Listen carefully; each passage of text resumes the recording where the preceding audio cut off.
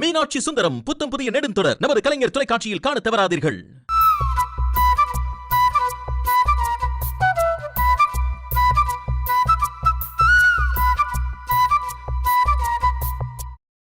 ஒரு வேளை தவறுச்சுன்னா அதுக்கப்புறம் உங்க பேரனுக்கு கல்யாணமே நடக்காது.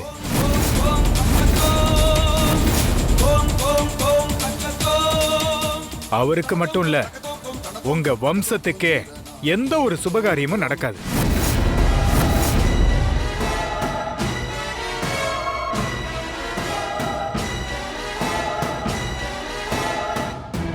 அதனால எக்காரணத்தை கொண்டோ குறிச்ச தேதியை மாத்தாம இந்த கல்யாணத்தை நடத்தி வச்சிருங்க. ஏங்க இதெல்லாம் ஓவரா இல்லையா? இந்த முகூர்த்தம் மிஸ் ஆனா அடுத்த முகூர்த்தத்துல பண்ணிக்க போறோம். அதுக்காக மறுபடியும் எனக்கு கல்யாணமே அமையாது, குடும்பத்துல யாருக்குமே எந்த நல்லதும் நடக்காதுன்னு சொல்றீங்க?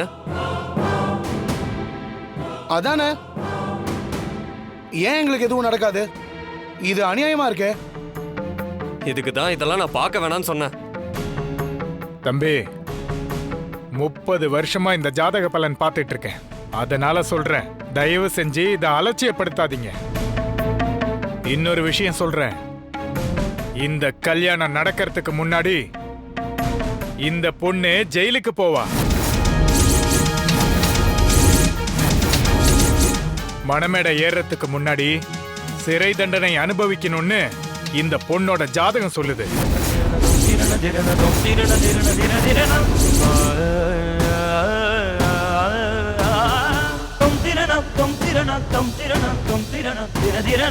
இது கண்டிப்பா நடக்கும்.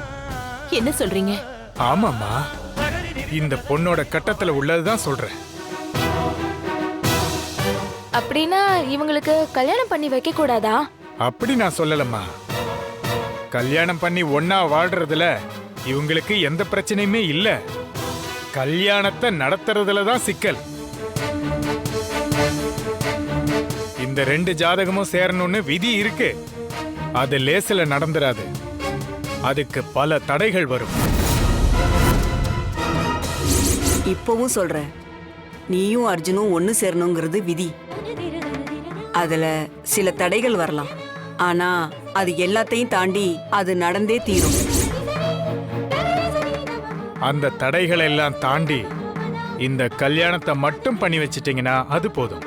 அதுக்கப்புறம் இவங்களை யாராலையும் பிரிக்க முடியாது.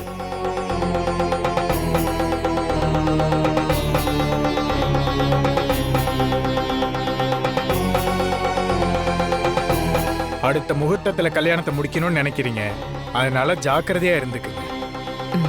சரி.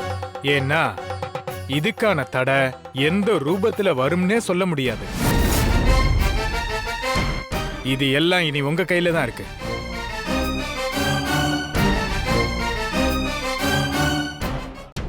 என்னம்மா, ஜோசியர் பவித்ராக்கும் மாம்ஸுக்கும் கல்யாணம் பண்ணி வைக்கலாம்னு சொல்லிட்டாரு. இனி எல்லாம் அவ்வளவுதானாமா? ஜாதக பொருத்தம் செட் ஆகலங்கறத வச்சு பாட்டியோட மனசை மாத்திடலாம்னு சொன்னீங்க. இப்ப என்னம்மா பண்ண போறோம்? நாங்க மட்டும் என்ன இப்படி எல்லாம் நடக்கும்னு தெரிஞ்சா செஞ்சோம். ஜோசியர் சொன்னதுல எனக்கும் வருத்தம் தான். இருந்தாலும் அவர் சொல்றதுல ஒரு நல்ல விஷயம் இருக்கு, கவனிச்சியா? என்னது? பவி ஜெயிலுக்கு போவான்னு சொன்னாரே, அதுவா? நம்ம எல்லாரும் ஏதாவது ஒண்ணு செஞ்சு அவளை ஜெயிலுக்கு அனுப்பிட்டா அர்ஜுன் உன் கழுத்துல தானே தாலி கட்டி ஆகணும். அதனால ஜோசியர் சொன்னதுல கெட்டது இருந்தாலும் நமக்கு ஒரு நல்லதும் இருக்கு. என்ன நீ சொல்றீங்க? கரெக்ட் தான் ஜோதி.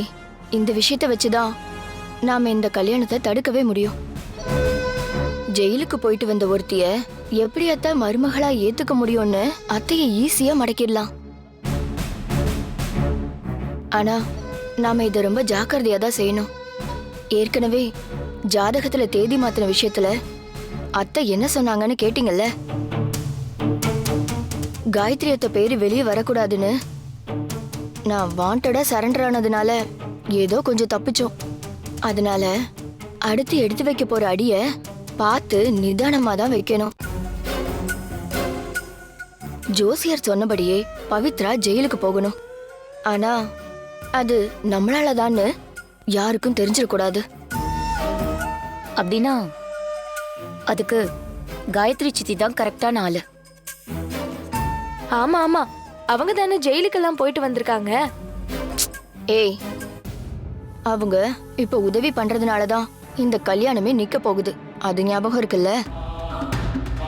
ஜோதி சொல்ற மாதிரி காயத்ரி அத்தை கிட்ட விஷயத்த சொல்லி அடுத்து என்ன செய்யலான்னு கேட்கறது தான் புத்திசாலித்தனம்.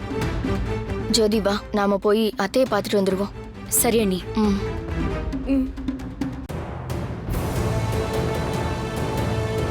டிடி, இவங்க கிளம்பி போற வேகத்தை பார்த்தா பவி நாளைக்கு ஜெயிலுக்கு போயிடுவா போலயே.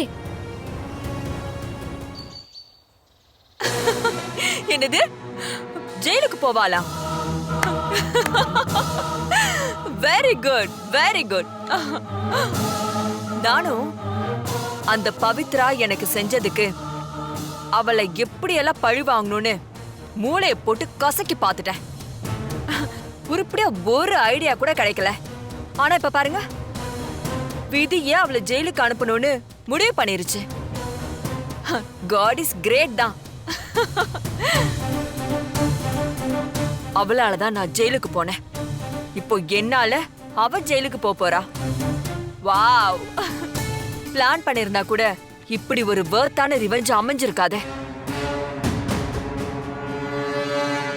அப்போ பவித்ராவை நாம தான் ஜெயிலுக்கு அனுப்ப போறோம் அத்தை. பின்ன அவளே போய் உள்ள உட்கார்ந்துருவாளா? நாம தான் பண்ணணும்.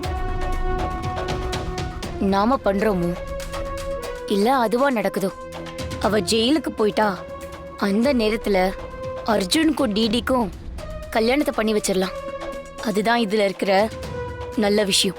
வார்த்தையில ரொம்ப ஈஸியா சொல்லிட்ட ஜோதி. ஆனா நீ சொன்னதை செஞ்சு முடிக்கிறது அவ்வளோ ஈஸி கிடையாது. என்னத்த திடீர்னு இப்படி சொல்றீங்க? ஆமா சரிதா, இந்த ஜாதகத்தை வச்சு ரமா முடிவை மாத்த ட்ரை பண்ணோம். கடைசியில அது மிஸ் ஆயிருச்சு. பரவாயில்ல, வேற ஒரு பிளான் பண்ணி கூட ரமாவை மறுபடியும் கன்ஃபியூஸ் பண்ண முடியும். ஆனா அர்ஜுன் மனச மாத்துறது சாதாரணமா தெரியல. நீங்களே பாருங்க, 12 வருஷமா அவன் பவித்ரா கூடவே இல்ல.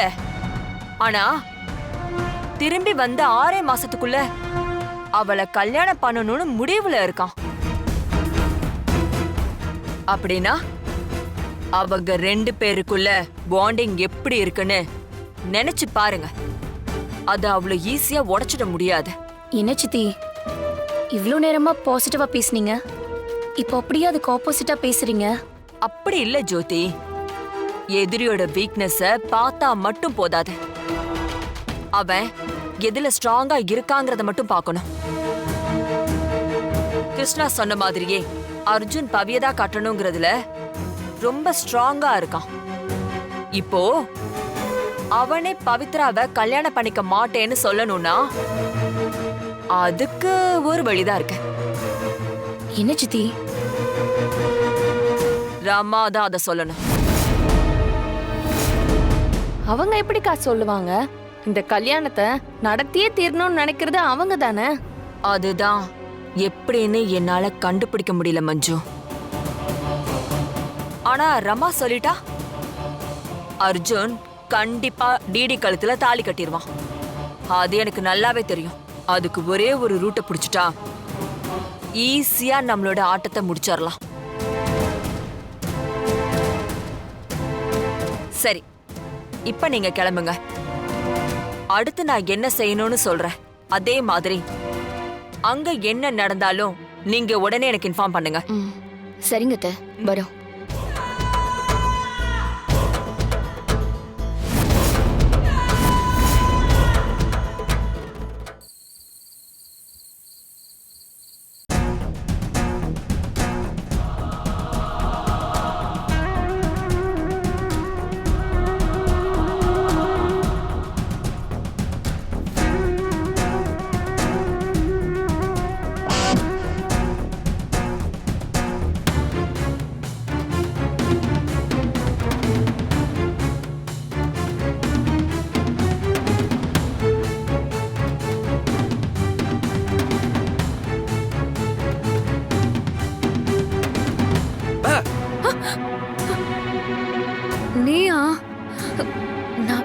பயந்தே போயிட்டேன்.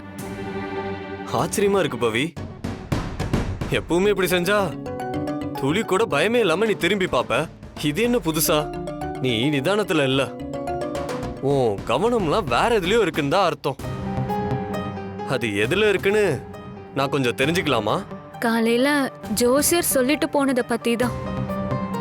நம்ம ஜாதகம் ரெண்டும் பொருந்திருக்குன்னு அவர் சொன்னது எனக்கு ரொம்ப சந்தோஷமா இருந்தாலும், நான் ஜெயிலுக்கு போவேன்னு சொன்னது மனசுக்குள்ள உறுத்திக்கிட்டே இருக்கு அர்ஜுன்.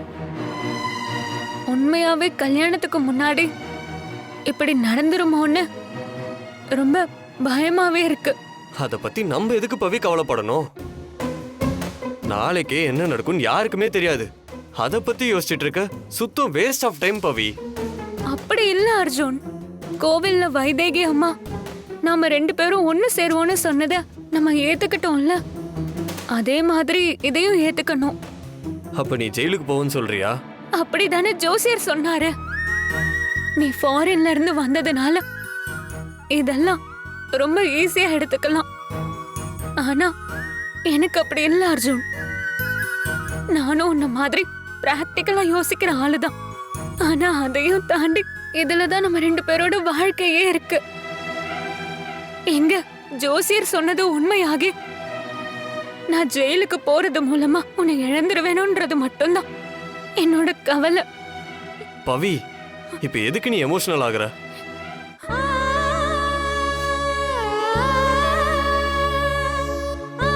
நீ நினைக்கிற மாதிரி எல்லாம் எதுவுமே நடக்காது. சரி, என் கூட வா. எங்க? வா.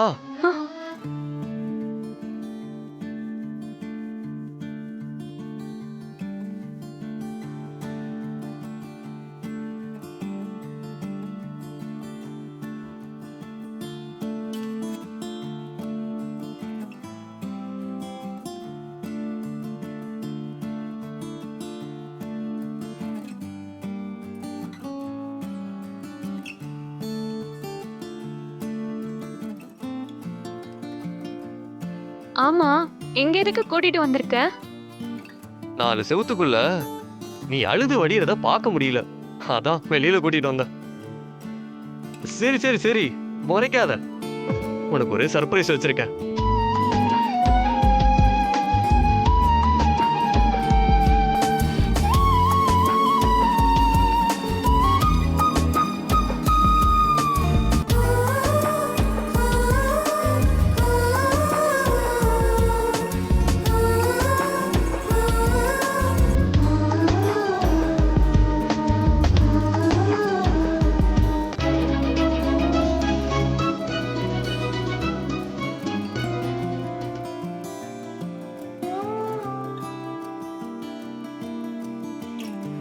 எப்படி?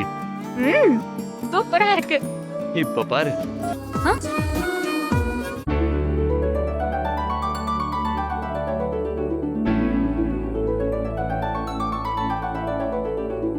என்ன போயிருச்சு? அது போனா என்ன, அதான் நான் இருக்கேன்ல. இன்னும் என்னோட சர்ப்ரைஸ் ட்ரீட்மெண்ட் பேலன்ஸ் இருக்கு. அப்படியா? அது என்ன ட்ரீட்மெண்ட்? வானத்துல வரைஞ்ச வித்தையெல்லாம் காட்டுனது போதும். அதனால உன் மடியில படுத்து உன் கண்ணோட கண் பார்த்து அப்படியே ரொமான்டிக்கா. ஒன்னும் தேவையில்ல. ஏய், சொல்ல வரது முழுசா கேளு. நீ எங்க வரேன்னு எனக்கு நல்லாவே தெரியுது. ஆள விடு. ஏய் பவி பவி, எங்க போற?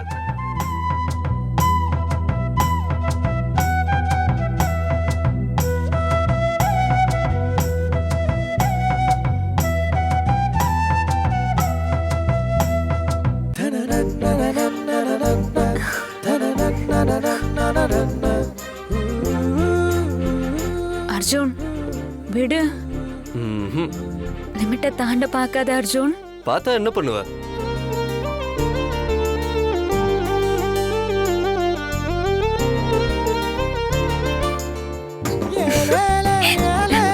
லிமிட்ட தாண்டா கொன்னுருவேன்.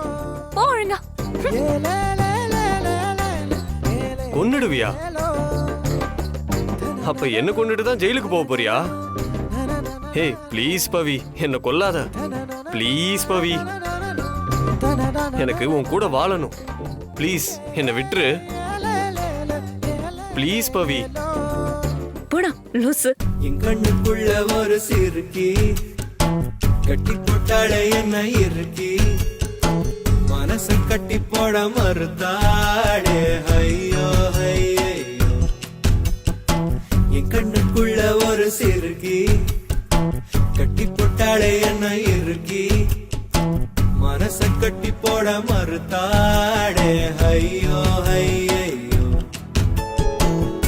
என் காதுல எச போல பேசுறவோ குரலாலே எச போல நீயும் பேசவே எப்பவுமே ரசிக்கிறேன் நானே. ஏதோ ஏதோ பாடுறேன் நானே. என் கண்ணுக்குள்ள ஒரு சிறுக்கி கட்டி போட்டாட என்ன இருக்கி மனச கட்டி போட மறுத்தாடே ஐயோ ஐயே.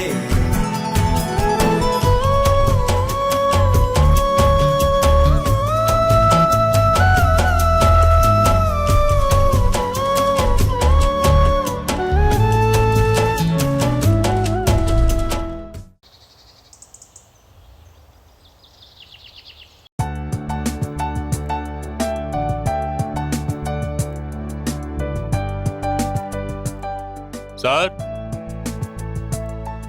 யாருங்க? இன்விடேஷன் கடையில இருந்து வந்திருக்கேன் சார். கல்யாண பத்திரிக்கை அடிக்க வர சொல்லியிருந்தாங்க. நாங்க யாரும் வர சொல்லையே. ஏமாமா நீங்க வர சொன்னீங்க? நாம என்னத்துக்கு வர சொல்ல போறோம்? அம்மா தான் சொல்லிருக்கணும். அதெல்லாம் ஒன்றும் தேவையில்லை, நீங்க கிளம்புங்க. இல்லைங்க, இந்த வீட்டுக்கு தான் வர சொன்னாங்க. அந்த கல்யாணம் இப்ப நடக்கல, நடக்கும்போது சொல்றோம். அப்ப வாங்க, இப்ப போங்க. அதான் சொல்றாங்கல்ல, கிளம்புங்க.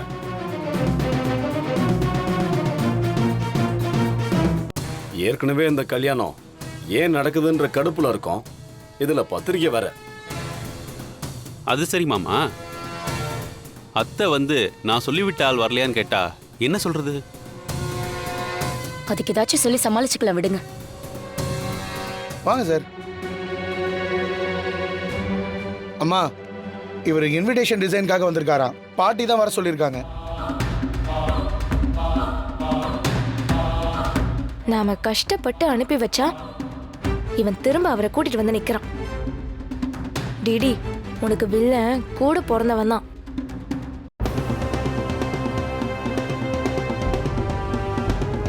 யார் நீங்க? இன்விடேஷன் கடையில இருந்து வந்திருக்கேன் சார். பாட்டி சொன்னாங்க. வாங்க வாங்க உட்காருங்க. பவி, பவி.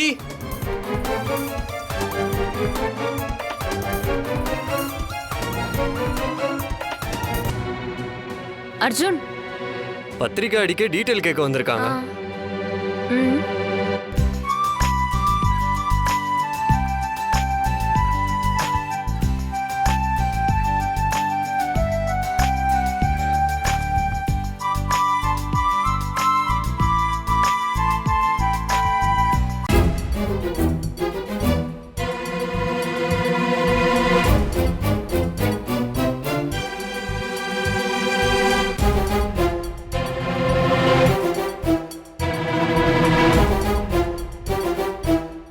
இது நல்லா இருக்குல்ல பவி? நல்லா தான் இருக்கு அர்ஜுன். இருந்தாலும் இத பாட்டி மாமா எல்லாரும் பார்த்துட்டு டிசைட் பண்ணிக்கலாம். அதெல்லாம் ஒன்றும் தேவையில்லை, எங்களுக்கு எப்படி இருந்தாலும் பரவாயில்ல. அப்புறம் என்ன, இந்த டிசைன்லயே ஒரு சாம்பிள் ரெடி பண்ணி கொண்டு வந்து காட்டுங்க. இந்த டிசைனே ஓகேங்க. ஓகேம்மா, பண்ணிடலாமா? பேரு மற்ற விஷயங்கள்லாம் சொன்னீங்கன்னா நோட் பண்ணிப்பேன். இதோ பவி சொல்லுவா.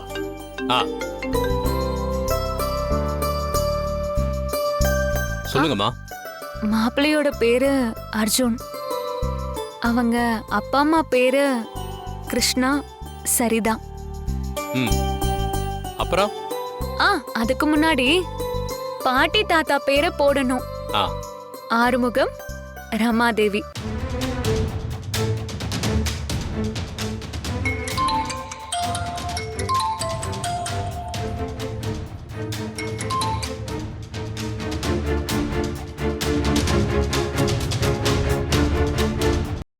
அடுத்து பொண்ணு வீட்டை சொல்லுங்கம்மா. ஆ பொண்ணு வீட்ல அப்பா பேரு பாரதி, அம்மா பேரு பவானி. 2 பேருக்கும் தெய்வ திருன்னு போட்டுருங்க. DD DD Devadarshini. பொண்ணு பேரை சொல்லுங்க. தேவதர்ஷினி.